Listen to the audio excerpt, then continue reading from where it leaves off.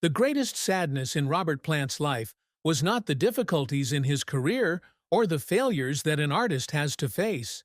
It was the greatest loss that no pain could compare to: the loss of his son, Carac Pendragon Plant. Carac was the little boy that Plant always loved endlessly.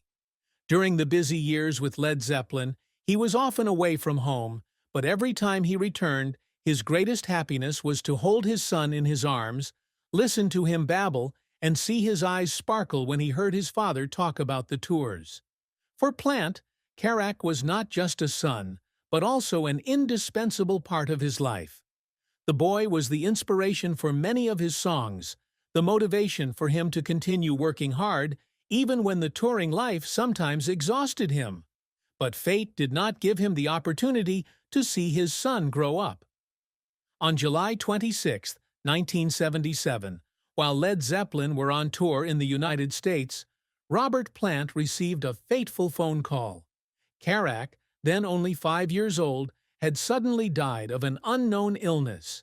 The news was like a blow to his soul, causing the world he had built over the years to suddenly collapse. Plant rushed back to England, but it was too late. He did not have the chance to say goodbye to his son, could not hold him in his arms one last time, could not whisper in his ear how much he loved him. The following days were filled with pain and emptiness. The man who had stood before tens of thousands of audiences, who had captivated the world with his powerful voice, was now just a father, broken by the irreparable loss. There were nights when he sat alone in the dark, holding one of Carac's toys, trying to hold on to the memories of his son. He missed the boy's laughter, the little steps running around the house, the afternoons they spent playing together in the sun. But all of that was now in the past, memories he could never recreate.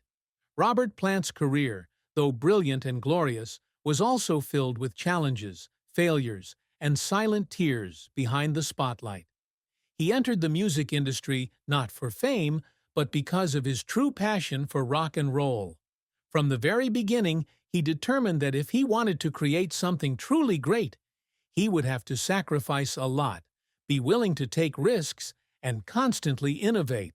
When Led Zeppelin formed in 1968, no one could have predicted that the band would become one of the greatest bands in music history. But the road to the top was not easy. From the very first album, the band faced criticism from critics who thought they were just another blues rock band, nothing special. But Plant and the band members did not let that discourage them. They continued to innovate, continued to experiment with their music, and gradually they created a unique style that no one could copy.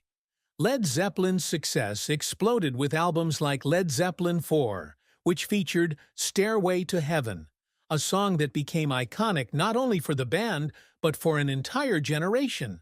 Their shows became must-see events, with tens of thousands of fans lining up just to get a chance to see them on stage. Plant, with his powerful, soulful voice, became one of the greatest rock singers of all time. But fame came with enormous pressures. The endless tours, sleepless nights, fan expectations, and the lure of the wild rock and roll lifestyle left Plant on the verge of burnout. He loved music, but he also began to realize that the price he was paying for it was too high.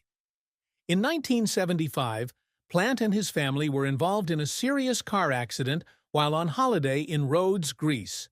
He suffered serious leg injuries, spent months recovering, and faced the prospect of never being able to perform again.